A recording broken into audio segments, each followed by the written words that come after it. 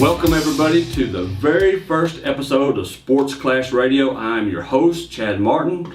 Along with me, as always, is JC. And we're going to bring you a whole new type of sports show. Well, we say that. We want it to be new. We want it to be different.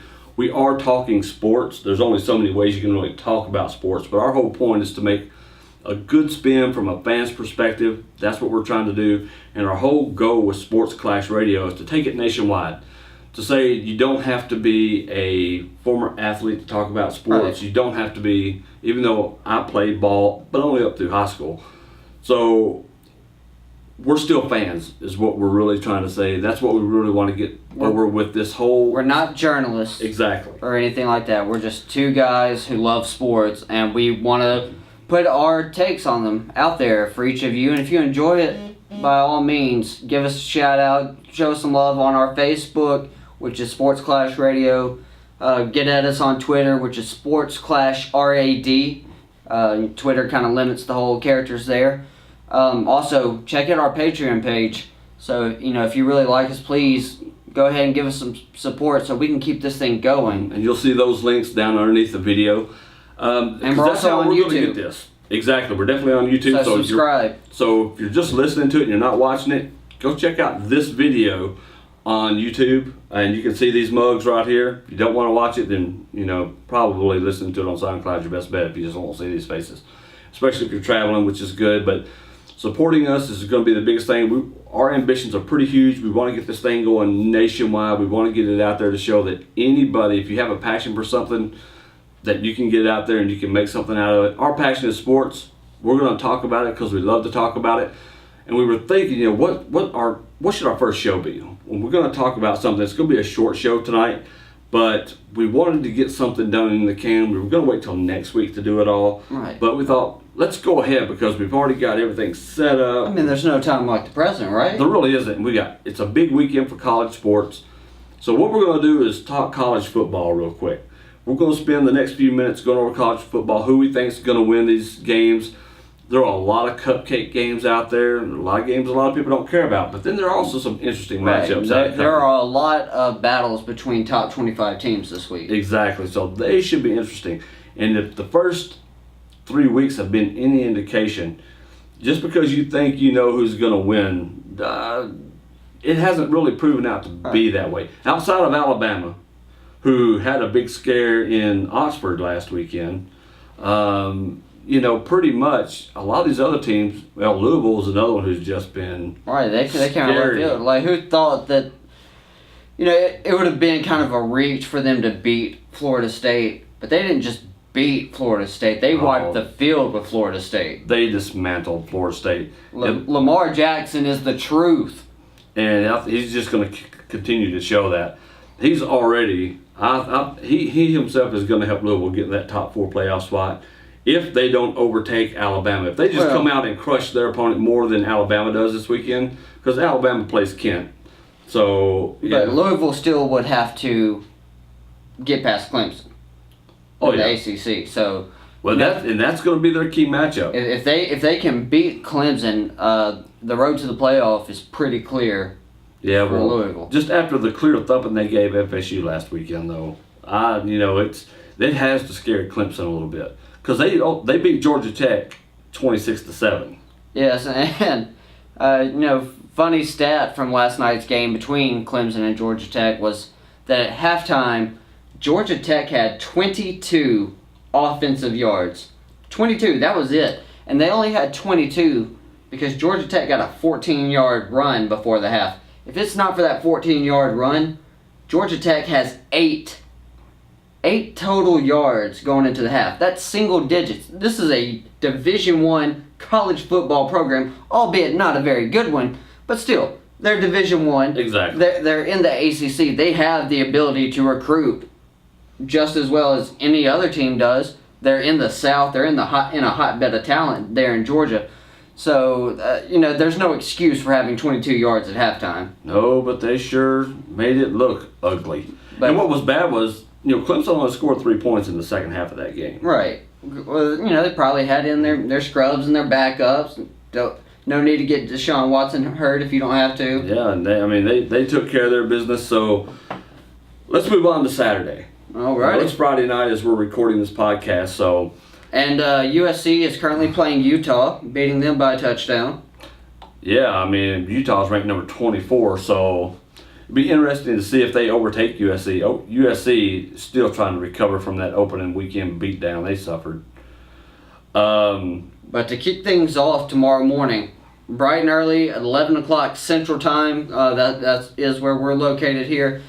You got Georgia taking on Ole Miss down in Oxford at Vaught Hemingway It's going to Stadium. be a good game. Yeah, I think it's a 7-point spread. It was yesterday. When we Right, looked yeah. at it. It's a 7-point spread, but I really think it's more of a pick 'em because this game really could go either way. It's just about which offense gets hot and stays that way. I still think Ole Miss comes out on top in this game. I understand where they're ranked at, but I also understand when they played FSU and they played Alabama, and they were dominating those teams in the first half.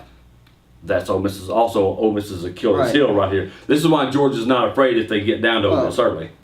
I think the thing with Georgia, what's going to hurt Georgia in this game is going to be an inability to get into the red zone. Because yes, Ole Miss gave up 48 points to Alabama last week. Yeah, But they only gave up 27 offensive points. exactly. That is very true. Then you got another 21 points that came off of 3 plays, a pick six, a fumble for a touchdown, and a punt return. That's right. And speaking of Florida State from earlier, they're taking on South Florida. And Florida State is still ranked 13th in the nation after that brutality they suffered at the hands of Louisville last week. Well, you got to think now Louisville is looking good, so if you're a good team that loses to another good team, you're not going to fall that far. Well, but then they still fell a pretty good long way But- right there. They have a squash match against South Florida, and they're going to run South Florida off the Yeah, field. but South Florida's undefeated. We'll see what happens. They could until tomorrow. But if that happened, well, wouldn't that be something though? South Florida beat Florida State. It would be something, but it's not going to happen. Like, that's one of those times that I'm fully confident in saying that this team doesn't have a chance. Yeah, I agree with that wholeheartedly. Wisconsin and Michigan State. This is going to be a good game. Right. This could very well be one of the best games all day tomorrow. Just because you have two Big Ten teams, and a lot of these Big Ten schools are predicated on running the football. They like to play a lot of smash mouth style. So these two teams are just going to hit each other as hard as they can for 60 minutes, and it should be a really fun game to watch. So who do you got? Who do you think's going to win that game? I don't think Wisconsin is as good as their record indicates, so I'm giving this one to Michigan State. Yeah, I'm kind of with you on that. I think Michigan State wins by 9. Oh, wow. I don't want to put a score on it, but I think Michigan State wins by 9, if not more. Yeah, I can probably go along with that. Well, then you got number 4, Michigan. Boy, they haven't seen that kind of ranking in a long, long time. Jim Harbaugh's got those boys. Jim just Harbaugh laying. Harbaugh turned that program around with the quickness, but I think that shows that his style of coaching is effective anywhere he goes. I mean, he took the 49ers to 3 straight conference championship games in the NFL. He won one of those, went and coached a Super Bowl in the Harbaugh Bowl. Yeah. Of course, his success at Stanford, a lot of people wanted to chalk that up to Andrew Luck, but we're seeing at Michigan, he's just that guy. Jim Harbaugh knows football. He can coach football. He can get through to young talent. And you said it just right. He can get through to young talent, to where some of the older players in the NFL were resenting him because they didn't want to be talked to like that because I'm a man. Right. They didn't want to be coached is basically what it comes down to. And he's proven that on this level, Michigan's going to be dominant for a while because now that they're ranked this high, the recruiting classes are going to start coming back. The power getting bigger. I think part of it is Harbaugh is resurrecting the power and prestige of Michigan football, but also the Big Ten as a whole is on an upswing. Michigan State's been good for years now. Yeah. Ohio State's good every year. Wisconsin's getting good again. And of course, they've kind of come and gone over the years with Russell Wilson and J.J. Watt and those guys. But they're kind of on the upswing. So right now, the Big Ten, if you are a fan of teams that love to play behind their pads, that's the conference to watch. All right, so our next matchup is Florida, Tennessee. Florida's ranked 19th, Right. Tennessee's ranked 14th. At the beginning of the year, we were giving a lot of flack to Tennessee, honestly, Florida. and Florida both. But In Florida. I'll tell you, they're both undefeated. Florida's 1-0 in the SEC right now. But they're down a Tennessee- quarterback, They are, and this is Tennessee's first SEC game of the year. which, Tennessee, they struggled so mightily against Appalachian State. But then they came back, had a decisive victory over Virginia Tech. Then they beat TCU. Yep. So, Tennessee may be as good as advertised, although they haven't looked it thoroughly this season. And Florida, they have all the talent in the world. It's just getting it to come together. Jim McElwain did such a great job for them last year. They seem to be kind of behind the ball a little bit on this thing this season. So and this is a rivalry game. This is a huge game, Florida versus Tennessee. But they're in Knoxville. They are in Neyland Knoxville. Stadium. 100,000 plus people. That place is rocking. My buddy Taylor, huge Tennessee fan. He made the trip to Knoxville last season, and he said it gets so loud in there that the sound from the fans literally shakes the stadium. And so I think Florida's going to struggle with it, and Tennessee gets the victory here.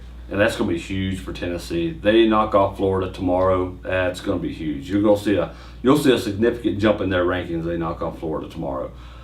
LSU and versus Gus Mal. I should be gone's Auburn Tigers.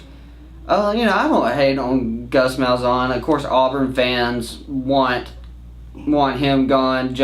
But And they say that until they get their next coach who's really going to trip us up. Yeah, if the next coach is garbage, then they're going to want Malzahn back. For whatever reason, his name is slipping my mind.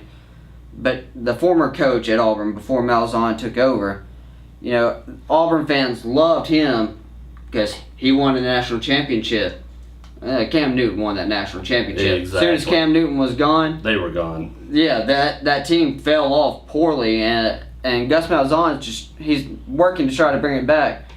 But Gus Malzahn is good friends with Hugh Freeze at Ole Miss. Yep. They both coached at Arkansas State. They kind of had a similar career path. And Hugh Freeze has shown what he can do in this conference. I think Malzahn's going to do the same.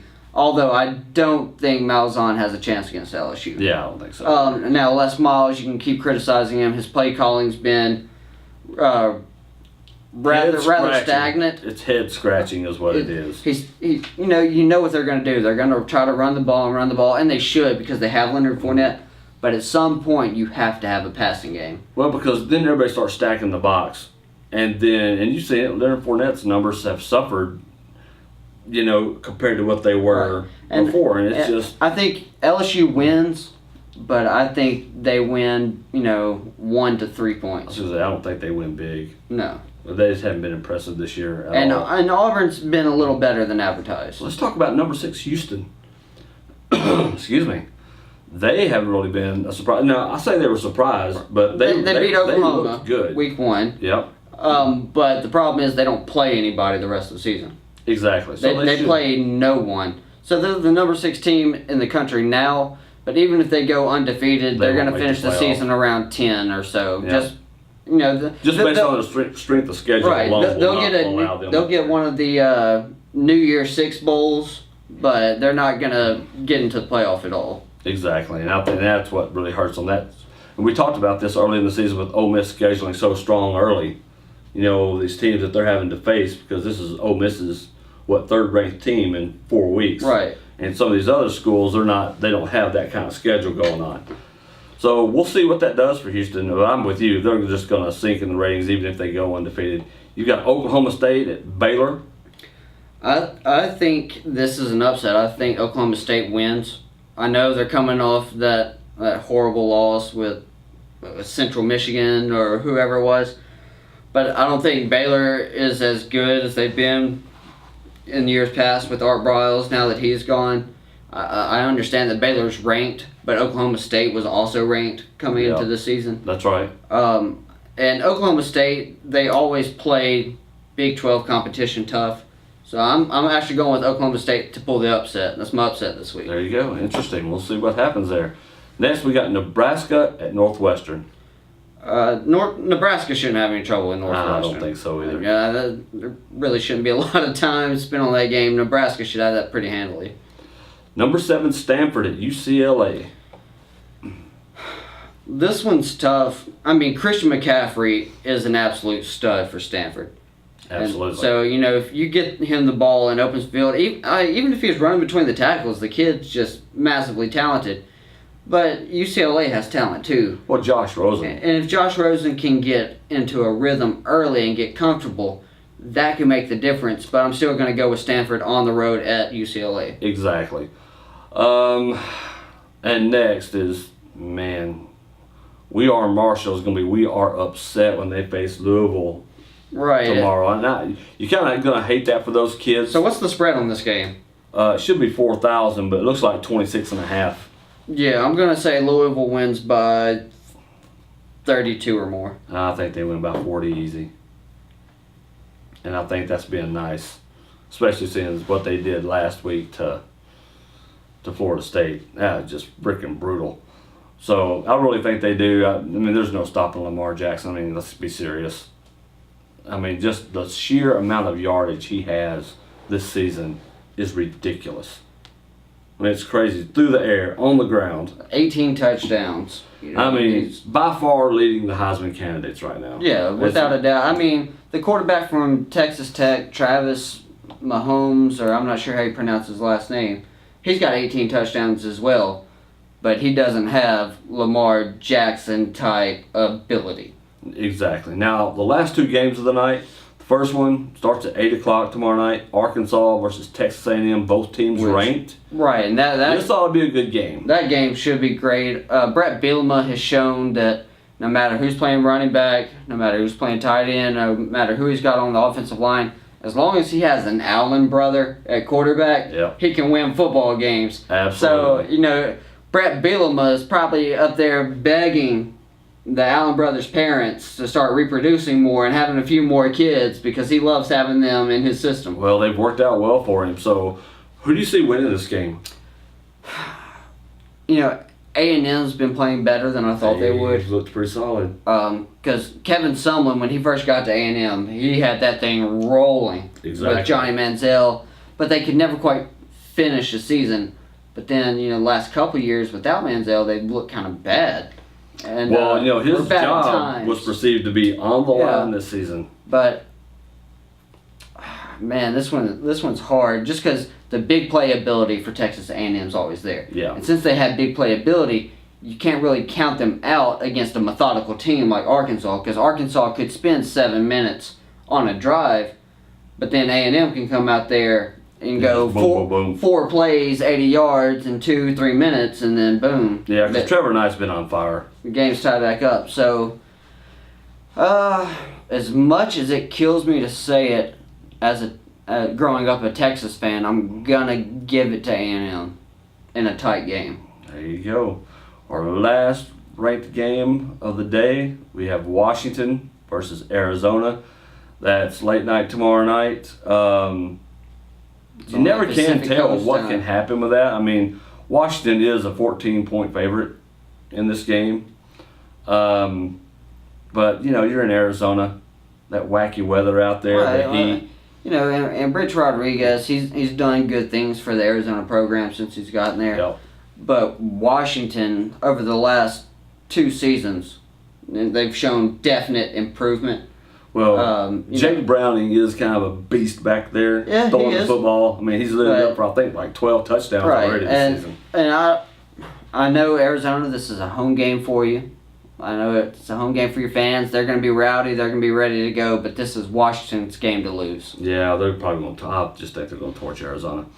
Well, that's it. We're only breaking down the top 25. We're not going to go through all the college. So if we didn't call it, right? There's 128 teams, guys. We're not going through all of them. If you want us to talk about your team, tell them they need to get up there in the rankings so we can talk about them, or at least play somebody who is ranked, and then we'll talk about them for sure. Looking at you, state fans. Wherever you Mississippi State fans. So there you have it. that's our college rundown. It's our first episode of the week. We're trying to keep it short, just get through this and give you guys something to look forward to.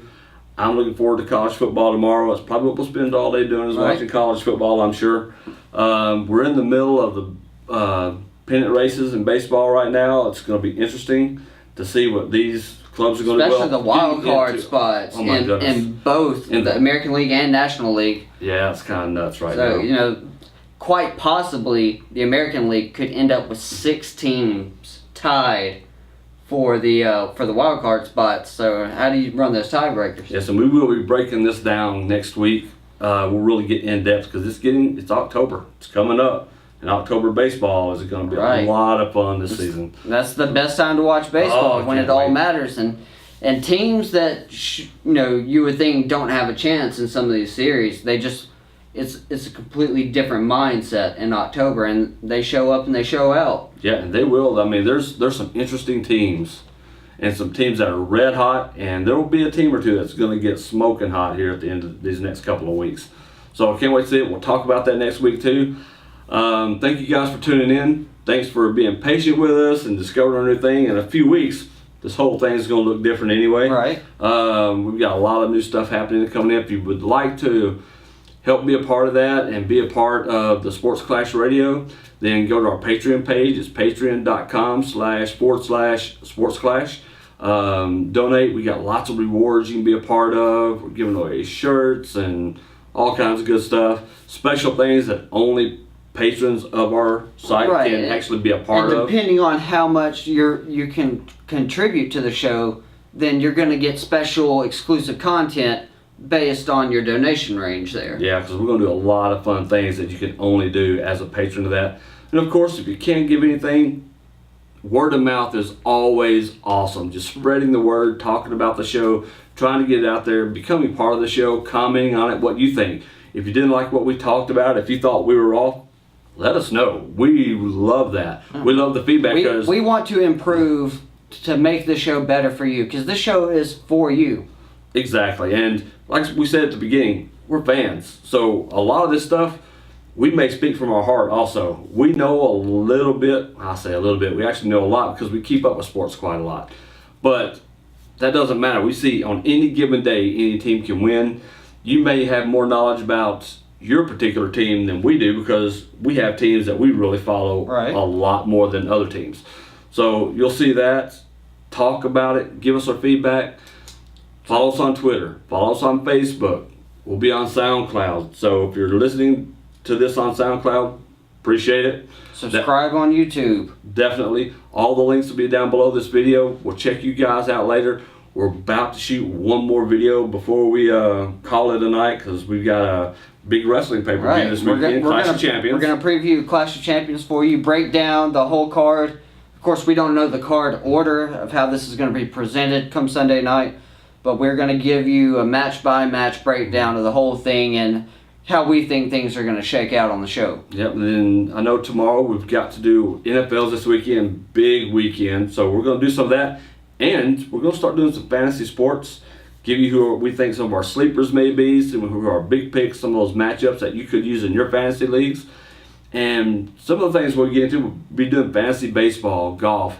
Fantasy's huge, and we love doing all of that stuff, so it's going to be fun. That's going to be some of our special content that we do also. We have special fantasy groups that we have just for certain members of our Patreon page. So just look forward to all that. We appreciate you guys hopping on board with us, watching our videos, listening to our podcast. We got to get out of here. We've got another video to shoot, another podcast to do. We'll see you guys soon. Take care.